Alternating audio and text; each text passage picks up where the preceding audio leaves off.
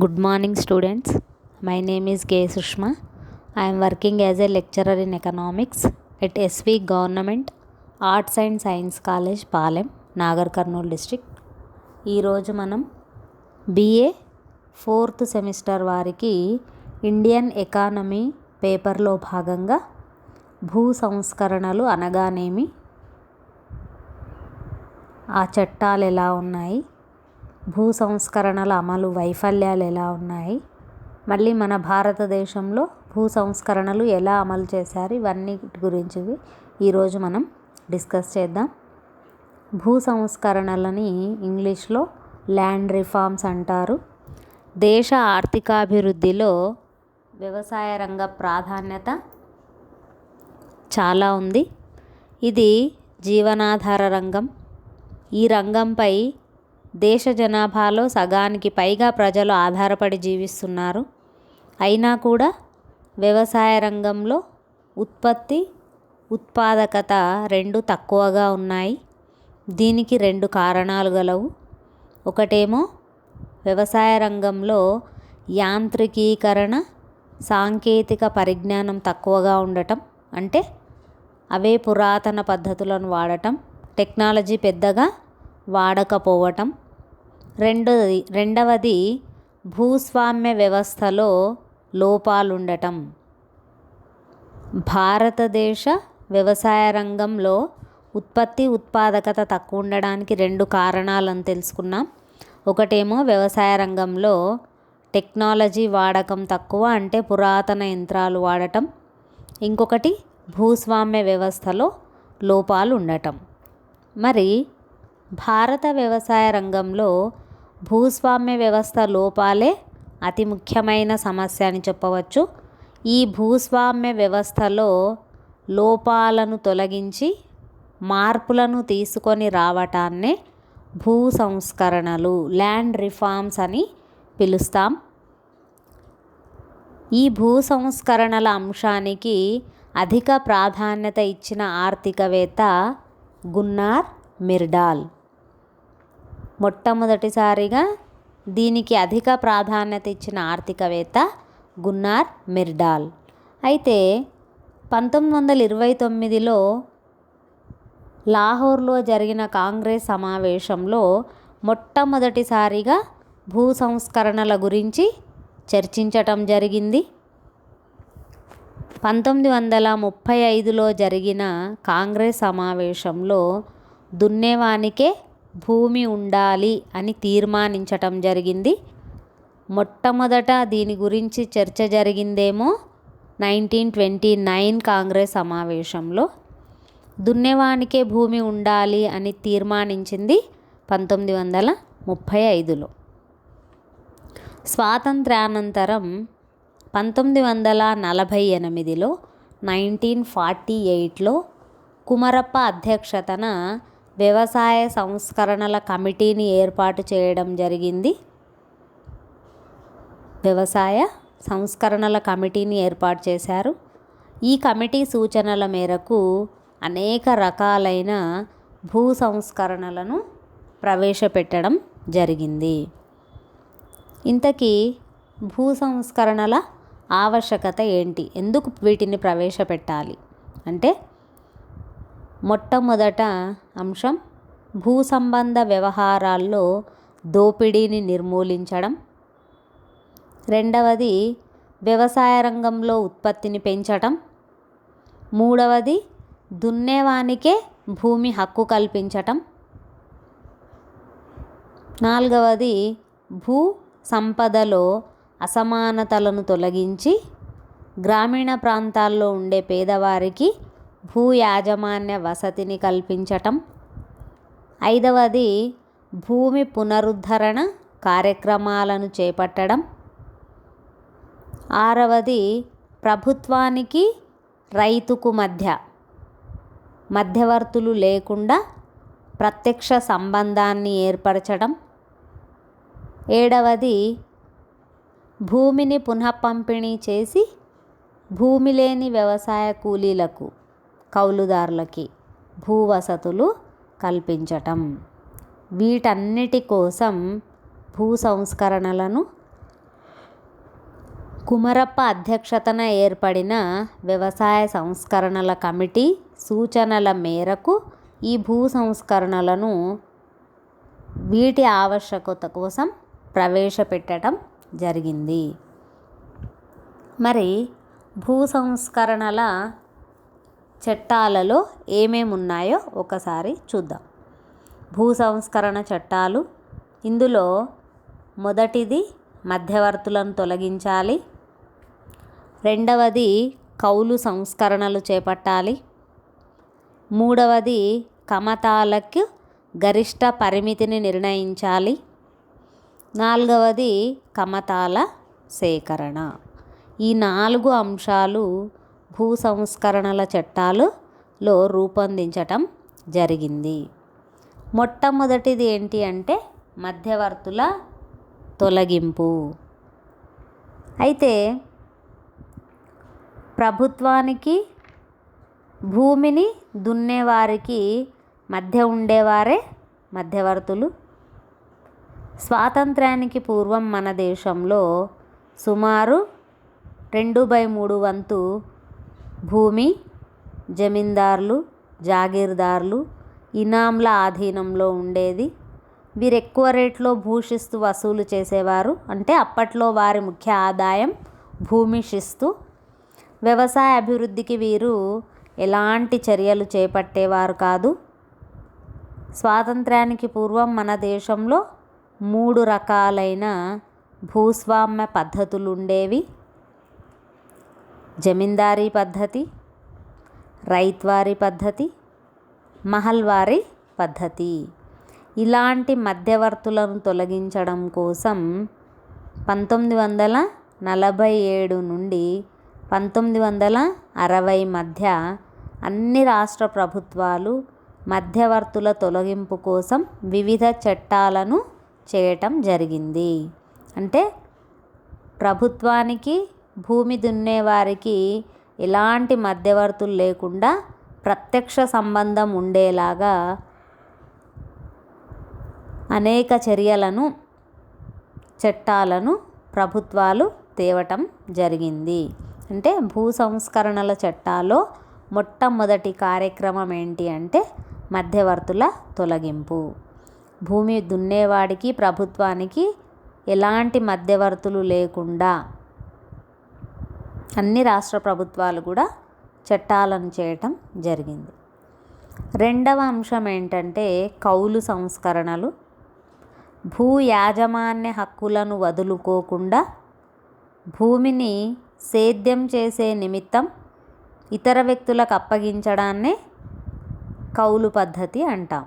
అంటే భూ యజమాని తాను ప్రత్యక్షంగా వ్యవసాయం చేయకుండా వ్యవసాయం చేసే ఇతర వ్యక్తులకు అప్పగించడాన్నే కౌలుదారులు అంటారు. మన దేశంలో దాదాపు 40% భూమిని ఇలాంటి కౌలుదారులే సేద్యం చేస్తున్నారు. ఇప్పటికీ కూడా మన దేశంలో సుమారుగా 40% భూమిని కౌలుదారులే సేద్యం చేస్తున్నారు. ఈ కౌలుదారులను 3 వర్గాలుగా విభజించవచ్చు.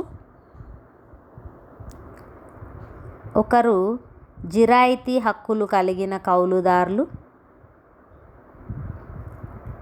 రెండవ వారు ఏ హక్కులు లేని కౌలుదారులు, మూడవ వారు ఉప కౌలుదారులు. ఈ సేద్యం చేసే కౌలుదారులను 3 రకాలుగా వర్గీకరించారు. ఒకటేమో జిరాయితీ హక్కులు గల కౌలుదారులు, రెండవదేమో ఏ హక్కులు లేని కౌలుదారులు, మూడవదేమో ఉప కౌలుదారులు. వీరిని రక్షించడం కోసం కౌలు సంస్కరణలు చేయాల్సిన అవసరం ఏర్పడింది. అందుకోసం అనేక రకాలైన చట్టాలను చేయడం వల్ల కౌలుదారులను రక్షించుటకు కొంతవరకు వీలు కలిగింది. ఎందుకని అంటే భూ యజమానికి వ్యవసాయం చేసిన తర్వాత కష్టం వచ్చినా నష్టం వచ్చినా వారికి చెల్లించాల్సింది కౌలుదారులు చెల్లించవలసిందే. అంటే వీళ్ళకి ఎలాంటి హక్కులు కానీ ఎలాంటి లాభాలు కానీ వీరికి చెందవు. అంటే వీరు నష్టపోతున్నారు కాబట్టి కౌలుదారులను రక్షించడం కోసం అనేక రకాల చట్టాలను ప్రభుత్వాలు చేయటం జరిగింది. నెక్స్ట్, భూ సంస్కరణ చట్టాల్లో మూడవది భూ కమతాలపై గరిష్ట పరిమితిని నిర్ణయించటం. అయితే గ్రామీణ ప్రాంతాల్లో వ్యవసాయం చేసే సాగు భూమి ఎక్కువగా కొద్దిమంది భూస్వాముల చేతిలో కేంద్రీకృతం అవుతుంది. దీనివల్ల ఏమవుతుంది? సాంఘిక అసమానతలకి కారణం అవుతుంది. అంటే ఉన్నవారు లేనివారు అనే తేడాలు పెరుగుతాయి. ఈ భూకమతాలపై ప్రభుత్వం గరిష్ట పరిమితిని విధించడం వల్ల ఏర్పడిన మిగులు భూమి ఏదైతే ఉంటుందో ఆ మిగులు భూమిని భూమి లేని వ్యవసాయ కూలీలకు, కౌలుదారులకి పంచడం వల్ల గ్రామీణ ప్రాంతాల్లో సాంఘిక న్యాయం అనేది నెలకొల్పబడుతుంది. అందుకనే సాగు భూమి ఎక్కువగా కొద్దిమంది చేతుల్లోనే కేంద్రీకృతం కావడం వల్ల సాంఘిక అసమానతలు ఏర్పడతాయి. కాబట్టి ప్రభుత్వం ఏం చేసింది? భూ కమతాలపైన గరిష్ట పరిమితిని విధించింది. ఈ విధించడం వల్ల ఏర్పడిన మిగులు భూమి ఏదైతే ఉంటుందో దానిని భూమి లేని వ్యవసాయ కూలీలకి, కౌలుదారులకి పంచడం వల్ల కొంతవరకు సాంఘిక న్యాయం అనేది నెలకొల్పబడుతుంది. దీనికోసం అనేక రాష్ట్ర ప్రభుత్వాలు 1961, 62 భూగరిష్ట పరిమితి చట్టాలను నిర్ణయించారు. అవి ఏంటంటే 5 సభ్యులున్న కుటుంబాన్ని ఒక యూనిట్గా తీసుకొని భూగరిష్ట పరిమితిని నిర్ణయించటం జరిగింది. అంటే వివిధ రాష్ట్రాలలో భూగరిష్ట పరిమితి వివిధ రకాలుగా ఉంది. 1972 ఢిల్లీలో జరిగిన ముఖ్యమంత్రుల సమావేశంలో కొన్ని సూచనలను కూడా చేయటం జరిగింది. ఏంటా సూచనలు అంటే, నీటిపారుదల సౌకర్యాలు ఉండి సంవత్సరానికి 2 పంటలు పండితే 10 నుంచి 18 ఎకరాలు ఉండొచ్చు. ఒకే పంట పండితే 18 నుంచి 27 ఎకరాలు ఉండవచ్చు. మెట్ట భూమి అయితే 27 నుండి 54 ఎకరాలు ఉండొచ్చు. తోట పంటలైతే 100 ఎకరాల వరకు ఉండొచ్చు అనే భూగరిష్ట పరిమితిని 1972లో ఢిల్లీలో జరిగిన ముఖ్యమంత్రుల సమావేశంలో ఇలాంటి సూచనలను తీసుకోవటం జరిగింది. అయితే అప్పటి ఆంధ్రప్రదేశ్లో 1975 జూన్ 1వ తేదీ నుండి భూ సంస్కరణల చట్టాన్ని అమలులోకి తేవటం జరిగింది. ఈ భూ సంస్కరణలను పటిష్టంగా అమలు చేయడానికి డిప్యూటీ కలెక్టర్ హోదాలో ఉన్న అధికారిని అన్ని జిల్లాలలో భూ సంస్కరణల ట్రిబ్యునల్స్ని ఏర్పాటు చేయటం జరిగింది. అంటే ఈ భూ సంస్కరణల చట్టాన్ని అప్పటి ఆంధ్రప్రదేశ్లో 1975 జూలై 1వ తేదీనే ప్రారంభించటం జరిగింది. వీటిని పటిష్టంగా అమలు చేయడానికి డిప్యూటీ కలెక్టర్ హోదాలో ఉన్న అధికారి ఉంటాడు ప్రతి జిల్లాలో. అంతేగాక భూ సంస్కరణల ట్రిబ్యునల్స్ని ఏర్పాటు చేశారు.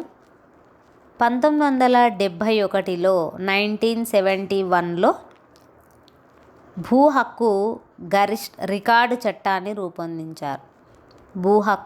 భూమి హక్కుల రికార్డు చట్టాన్ని కూడా రూపొందించారు. అంటే ఒక వ్యక్తిని ఒక యూనిట్గా స్వీకరించి 18 సంవత్సరాలు నిండిన వ్యక్తిని మేజర్గా భావించి ఈ చట్టాన్ని చేయటం జరిగింది. ఇది భూకమతాలపై గరిష్ట పరిమితి నిర్ణయించడం. ఇది అన్ని రాష్ట్రాల్లో ఒకే విధంగా ఉండదు. వివిధ రాష్ట్రాల్లో వివిధ రకాలైన భూగరిష్ట పరిమితిని నిర్ణయించటం జరిగింది. నెక్స్ట్, భూ సంస్కరణల చట్టాల్లో ఇంకొక అంశం ఏంటంటే కమతాల సమీకరణ. రైతు సేద్యం చేసే భూభాగాన్నే కమతం అంటాము.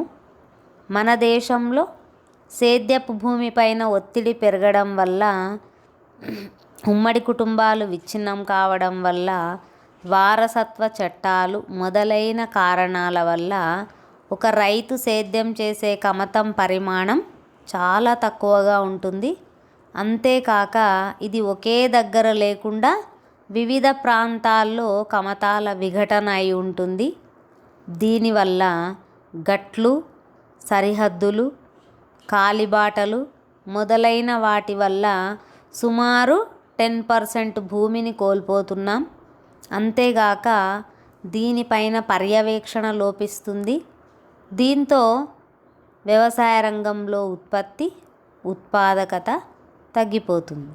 అలా కాకుండా దీన్ని నివారించి రైతుకు సంబంధించిన కమతం మొత్తం ఒకే దగ్గర ఉండేలా కమతాలను సమీకరిస్తారు.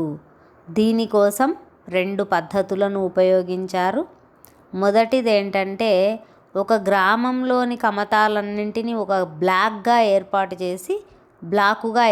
చేసి ఒక్కొక్క వ్యక్తికి అతని భూమి విలువకు సమానంగా ఉండేలా ఒక చోట భూమినిస్తారు. రెండవది, ఒకరికొకరు స్వచ్ఛందంగా తమ భూములను మార్పు చేసుకొని భూమంతా ఒకే చోట ఏర్పాటు చేసుకోవచ్చు. అయితే ఈ పద్ధతి అంత త్వరగా సాధ్యపడదు కాబట్టి రాష్ట్రాలు నిర్బంధ చట్టాలను అమలు చేయటం జరిగింది. అంటే కమతాలు విడివిడిగా ఉండటం వల్ల ఉత్పత్తి, ఉత్పాదకత దెబ్బతింటుంది కాబట్టి కమతాలన్నీ ఒకే చోట ఉండేలాగా మొదట కమతాలను సమీకరిస్తారు. దీనికోసం గ్రామంలోని కమతాలన్నింటినీ ఒక బ్లాకుగా ఏర్పాటు చేసి ఒక్కొక్క వ్యక్తికి అతని భూ విలువకు సమానంగా ఉండేలాగా ఒక చోట ఇస్తారు. రెండవదేమో, ఒకరికొకరు స్వచ్ఛందంగా తమ భూములను మార్పు చేసుకొని భూమి అంతా ఒకే చోట ఉండేలాగా ఏర్పాటు చేసుకోవచ్చు. ఇవి 2 కమతాల సమీకరణలో భాగం. అయితే ఇన్ని రకాల చట్టాలు చేసినప్పటికీ, ఇన్ని రకాల భూ సంస్కరణలు అమలు చేసినప్పటికీ భూ సంస్కరణల పథకాల్లో కొన్ని వైఫల్యాలు ఉన్నాయి. అవేంటో చూద్దాం. భారత వ్యవసాయ రంగంలో ఉన్న వ్యవస్థాపరమైన లోపాలను తొలగించి సాంఘిక ఆర్థిక పరిస్థితుల్లో మార్పులు తీసుకొని రావడంతో పాటు ఉత్పాదకతను పెంచడానికి భూ సంస్కరణల పథకాలను ప్రభుత్వాలు రూపొందించాయి. కానీ దీనిలో అనేక లోపాలుండటం వల్ల అనుకున్నంత విజయాన్ని సాధించలేకపోయింది. మరి ఏంటా వైఫల్యాలు అంటే, మధ్యవర్తుల తొలగింపు కోసం జమీందారులకి రాజ్యాంగం ప్రకారం న్యాయపర నష్టపరిహారాన్ని చెల్లించాల్సి వచ్చింది. దీన్ని నిర్ణయించడం, కేసుల పరిష్కారం మొదలైన విషయాల్లో చాలా ఆలస్యం అయింది. రెండవ వైఫల్యం ఏంటంటే, భూగరిష్ట చట్టాలలో అనేక రకాల మినహాయింపులు ఉండటం. మూడవది, భూమి శిస్తు, భూ యాజమాన్యం సంబంధించిన అంశాలు రాష్ట్ర పరిధిలో ఉండటం వల్ల ఆయా రాష్ట్రాలు వేర్వేరు చట్టాలను చేయడం వల్ల, వేర్వేరు చట్టాలను రూపొందించటం వల్ల వీటి అమలులో తేడాలు రావటం జరిగింది. ఇంకొక వైఫల్యం ఏంటంటే, ఖచ్చితమైన సవరించిన భూ రికార్డులు లేకపోవడం. ఎవరు కూడా వీటిని ఖచ్చితంగా ఇంత భూమి ఉంది అని సరైన రికార్డు లేకపోవడం. ఇంకొకటి ఏంటంటే, సమర్థవంతమైన సిబ్బంది లేకపోవడం, సిబ్బంది కొరత ఉండటం. దీనివల్ల కూడా జాప్యం అనేది జరిగింది. నెక్స్ట్, ప్రభుత్వ యంత్రాంగంలో పనిచేసేవారికి రాజకీయ నాయకులతో సంబంధాలు ఉండటం వల్ల వీరందరికీ భూములు కలిగి ఉండటం వల్ల చట్టం అమలులో జాప్యము, అశ్రద్ధ ఈ రెండు జరిగాయి. అంటే ప్రభుత్వ యంత్రాంగంలో పనిచేసేవారు ఎవరైతే ఉంటారో వారు రాజకీయ నాయకులతో సత్సంబంధాలు ఉండటం వల్ల వీరందరికీ భూమి ఉండటం వల్ల చట్టం అమలులో తీవ్ర జాప్యం అనేది జరిగింది. అయినప్పటికీ కొంతవరకు ఈ భూ సంస్కరణల అమలు సక్సెస్ అయిందని చెప్పవచ్చు. భూదానోద్యమాన్ని కూడా చేపట్టడం జరిగింది. భూదానోద్యమం అంటే భూమిని దానంగా స్వీకరించే ఉద్యమాన్నే భూదానోద్యమం అంటారు. ఇందులో ఎవరి బలవంతం లేకుండా, యజమానికి ఎలాంటి చెల్లింపులు లేకుండా భూ యాజమాన్యాన్ని వదులుకోవడమే భూదానోద్యమం. ఈ ఉద్యమాన్ని మొట్టమొదటిసారిగా ఆచార్య వినోబా భావే ప్రారంభించాడు. ఇతడు 1951 ఏప్రిల్ 18న నల్గొండ జిల్లా పోచంపల్లి గ్రామంలో వెదిర రామచంద్రారెడ్డి అనే రైతు నుండి 100 ఎకరాల భూమిని దానంగా పొందాడు. మరల తిరిగి అదే గ్రామంలోని నిరుపేద రైతులకు ఆ భూమిని పంచిచ్చాడు. దీనివల్ల భూమి లేని నిరుపేదలలో అసంతృప్తి తొలగి భూస్వాములపై ఒత్తిడి తగ్గించడానికి ఈ ఉద్యమం చాలా బాగా ఉపయోగపడిందని చెప్పవచ్చు. అయితే 1970 వరకు 37,000 గ్రామాల్లో తిరిగి 45 లక్షల ఎకరాల భూమిని దానంగా స్వీకరించాడు ఆచార్య వినోబా భావే. అంటే ఈ భూ పంపిణీలో అసమానతల్ని తొలగించడానికి ఉన్నవాడి దగ్గర అధిక భూమి ఉన్నప్పుడు దానిని తీసుకొని పేదవారికి పంచి ఇవ్వడమే భూదానోద్యమ కార్యక్రమాన్ని ఆచార్య వినోబా భావే ప్రారంభించటం జరిగింది. ఇప్పుడు మన భారతదేశంలో ఎలాంటి భూస్వామ్య పద్ధతులు ఉన్నాయో ఒకసారి రివైజ్ చేసుకుందాం.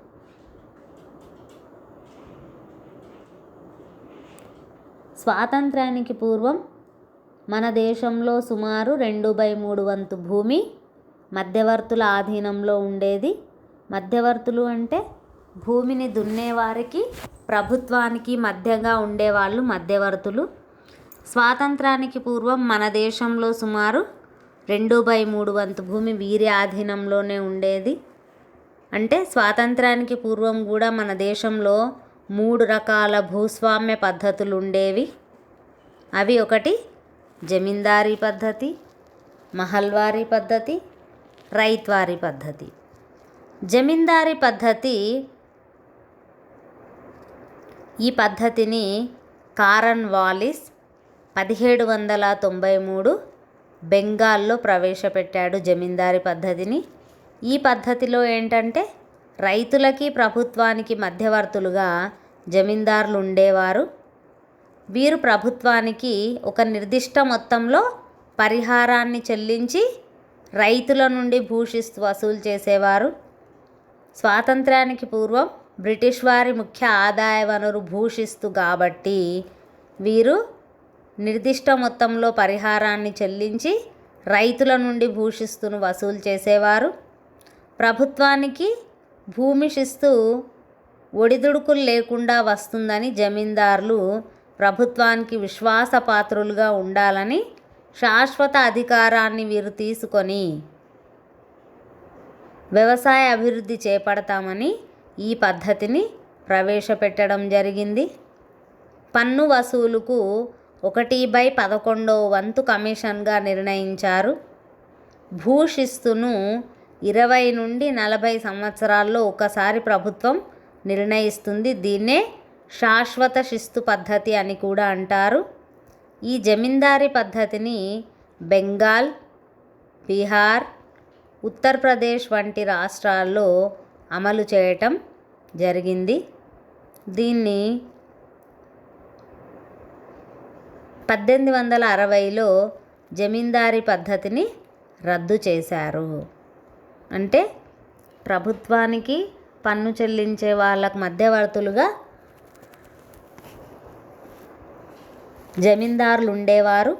వీరు అధిక కమిషన్ను పన్ను వసూలుకు నిర్ణయించేవారు. ప్రభుత్వం 20 నుంచి 40 సంవత్సరాల్లో ఒక్కసారి మాత్రమే పన్ను నిర్ణయించేది. దీన్నే శాశ్వత శిస్తు పద్ధతి అనేవాళ్ళు. కానీ ఈ మధ్యవర్తులుగా ఉండే జమీందారులు అధిక మొత్తంలో పన్నును వసూలు చేసేవారు. ఈ జమీందారీ పద్ధతిలో కొన్ని లోపాలున్నాయి. లోపాలు ఉండటం వల్లనే 1860లో ఈ జమీందారీ పద్ధతిని రద్దు చేయటం జరిగింది.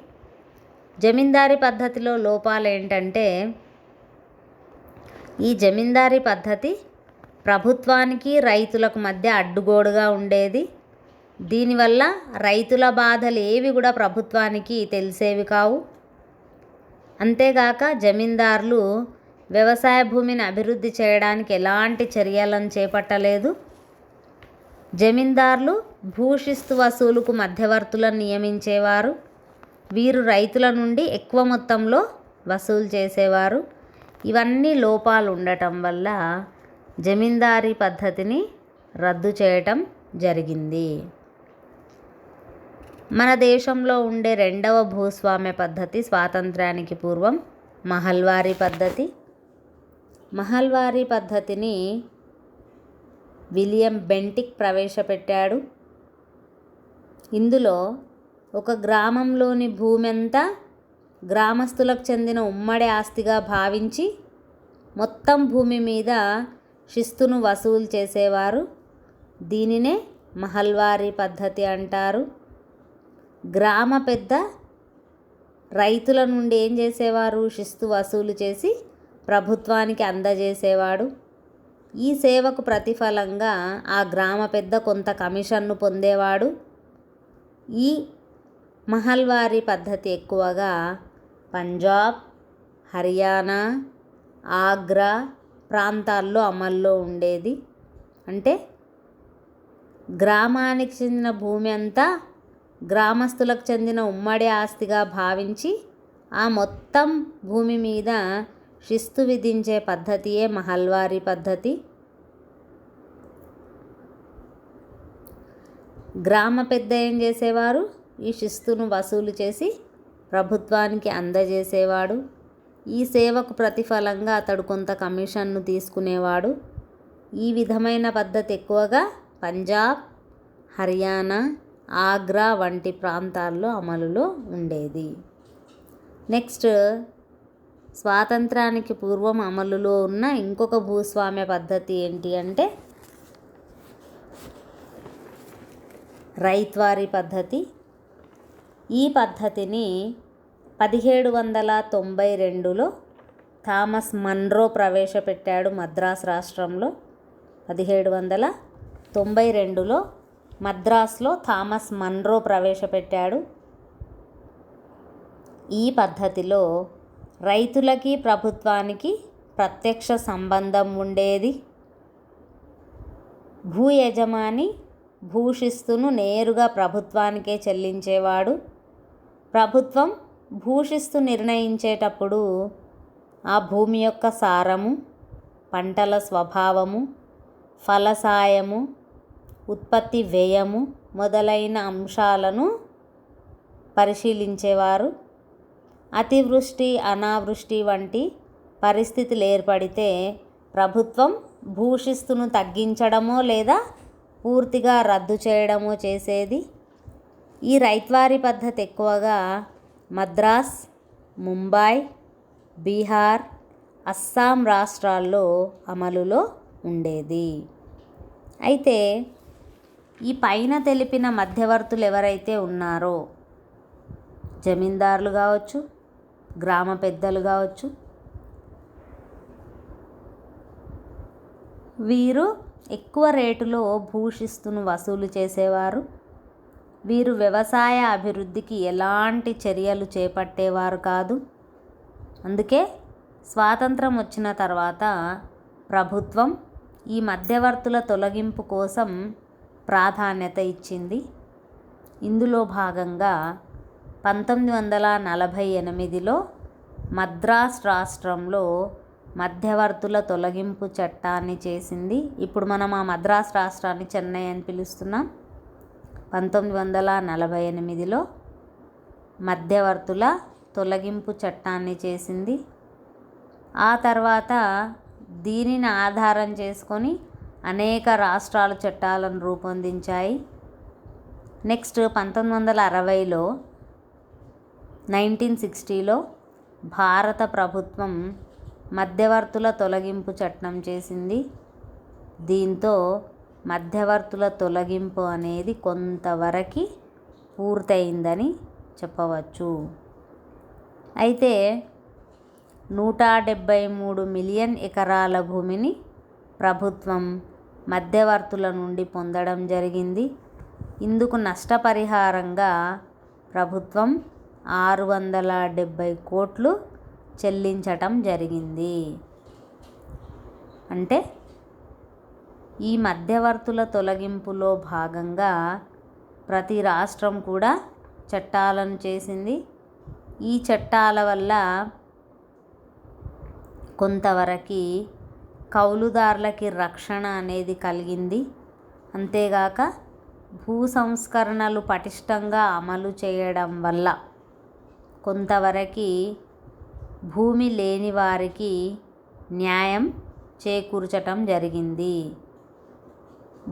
అధిక భూమి గల యజమానుల నుంచి భూదానోద్యమం ద్వారా భూమిని సేకరించి భూమి లేని వారికి ఇవ్వటం వల్ల కొంతవరకు సాంఘిక న్యాయం చేకూరిందని చెప్పవచ్చు. ఇది భారతదేశంలో భూ సంస్కరణల అమలు వైఫల్యాలు. Thank you from department of economics.